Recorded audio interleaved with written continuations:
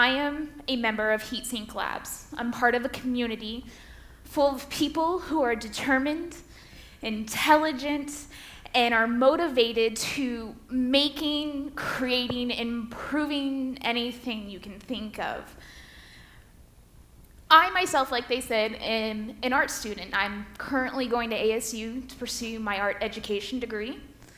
This will, thank you. It's really important, to try and get others to understand that art isn't just about painting. It's about creating, making something that means something to you, but can also have an effect on others. My husband introduced me to HeatSync when it first started coming together. I remember walking into this place, and it was just this tiny little corner full of desks and tools and crammed with people. But everyone there was just amazing, awesome, and fantastic. Whatever you can think of, these people were great. And they really did have a lot of things I had interests in. So I became active within the community, and I'm really excited about how we've gone. Really short time, that space became too limited, and they actually moved to a location in downtown Mesa, not Phoenix, downtown Mesa, right off of Main Street, where we've been for the last 2 years. And, here, this is, like I said, the tiny little room.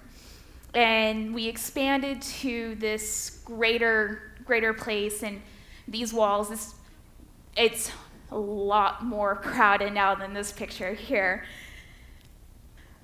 Everything we do, we're motivated to doing, and this philosophy is becoming widespread within hackerspaces, duocracy. We have it defined as the people who get to decide are the people who get off their butts and can commit to making something happen. Instead of wishing that, oh, I would like to do that, do it. With internet, there's so much out there that you can figure out on your own and build on your own that it's just absolutely amazing with the availability and the resources that you have now with the internet. What makes HeatSync amazing is this is a place you can go to for those little details where you're not quite sure how to do it. There are people there who are motivated into helping people make awesome things. A lot of people do things. So if you find something that you can make better or improve, talk to others, get feedback, just do it instead of thinking, oh, that'd be nice. I'd like to take you through the space. There's a lot that is amazing here. So if we start from the back, when you first enter in through HeatSync, we have our workshop where we have a variety of tools. We have your metalworking tools, you have your woodworking tools, we even have a welding booth. And all of these tools, you can actually get training on. If you're not sure how to use it, we do actually hold classes for members and non-members to come in and use our equipment to do. The Cnc Mill here in the bottom right corner you can see is tucked in a little corner is one of our new tools that we got. It has the ability to carve into metals, woods, and plastics. And we're currently working on getting that available for community use. Up front, we have our laser cutter, and we have our 3D printers. We also do offer classes for the laser cutter, and we have weekly meetups for the 3D printing, so that way you can learn what kind of language it works with and figure out the mechanics of it itself. With the 3D printer, what it is that you have a plastic filament that is being pushed through a heated nozzle onto a plate, and that nozzle has the capability of moving around the plate and building up, giving you these 3D structures. Further up, when you enter from the front entrance, you'll see that we have this wall full of electronics, and this is where we keep a lot of our Arduinos and Raspberry Pis, and you can just come in, take something right off the wall, and actually put something together with a borrowed laptop. It's really fascinating with what you can do, and we have a microelectronics station and a soldering station, so if you find something that you want to build and then share, you have the capability of building a prototype right at the lab. We also have a textiles corner where you can work with sewing.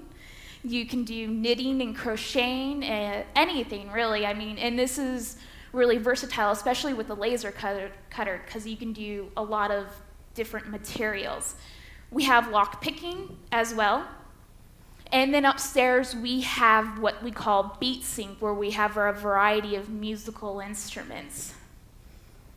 So I can continue going through all the tools that we have in the lab, but honestly, there are so many things there that I'm not even aware of what we have there. I'm finding all kinds of new things, and it's amazing what's been donated to the lab and what other members have brought in. But what I'm going to do is actually show you what has come out of the lab, what members, people of our community have actually made. Here you can actually see a couple of our members cut into an oxygen tank and turned it into a functional bell.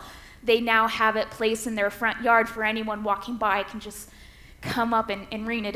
It's really interesting and innovative with what these people are coming out with. Here you can see the Cnc Mill at work. It's like I said, carving into the metal, and you can see the patterns and the textures, and allows you to give you this relief pattern. With the laser cutter, you have the ability of cutting wide variety of materials. We can do organic fabrics, wood, paper, we do cardboard, we can engrave glass, metal, wood.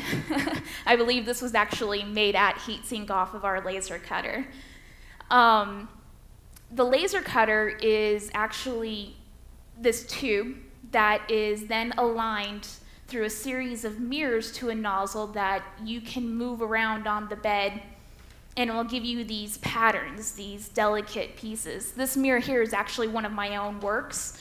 I have a series of them that I've done, and I have some of them painted. I'm currently working on a good way to actually mount them, so that way I can do custom requests, and you can hang them up on the wall or in a window so the light can shine through. We had a member come in, and she took antique book covers and made earrings and jewelry pieces out of. But as you can see here, this gets so detailed, so tiny. You can do wonderful things with the laser cutter, and there's just so much more that I'm not showing you that you can do. So we do a lot of events. And here is where we have our textiles, our fiber meetup. We have them happen once a month, and they do these events. In the lower left corner, you see all that pink. These ladies came in, and they were making tutus for Tutu Tuesday that was going down Main Street, and they put these tutus on the statues. I'm not familiar with the exact movement, but it was pretty interesting to see these statues just with a pink tutu. In the top right corner here, you actually see girls, it's kind of hard to see now, but they took these plastic shopping bags and they pulled them into strips, and then they crocheted them together to make a more durable market bag. It was really awesome with some of the pieces that came out. And here is where you can see the 3D printer. Like I said, it builds up in layers. It uses these hot filament, this hot plastic that can give you a full 3D design, something that you designed on your computer, and you turn it into code, and it can come out with a lot of amazing things. This piece here is actually the octopus that you're seeing is a hair clip. Our member who's here with me has actually got it in her hair, but you just slip it over your bun and you pop the little stick through your hairpiece. And then in the bottom right, you'll see a square card reader. My husband actually designed this and has this available for open source, so anyone who wants to do it can make it. And it's just a little holder with plastic and magnets, and he can keep his square card reader in his backpack without it getting damaged.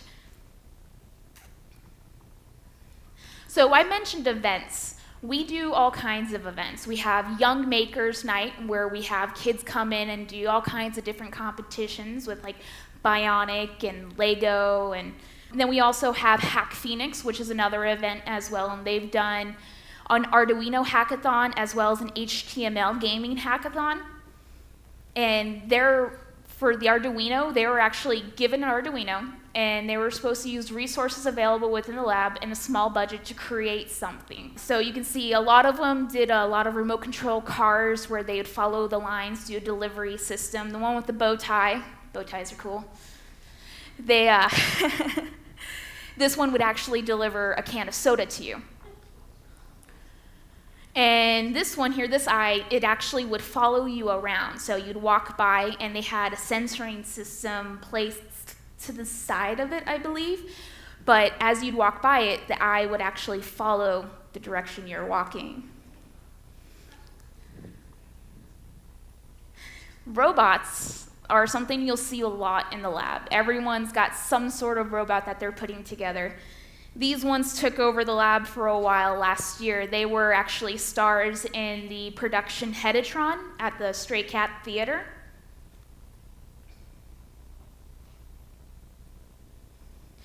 So there are, like I said, amazing things that come out of this lab. We've done rocketry, Tesla coils. We love playing with electricity.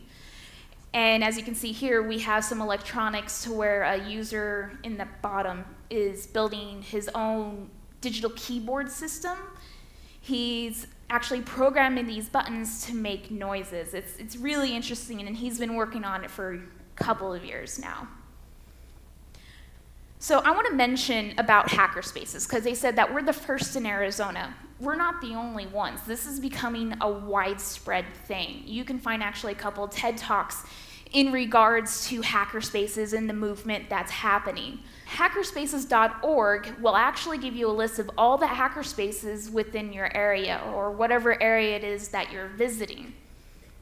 And this was just a Google map that I typed in for pulling up HeatSync, or for hackerspaces. And again, this isn't nowhere near to some of the maps that I've seen showing all the different locations all over the world.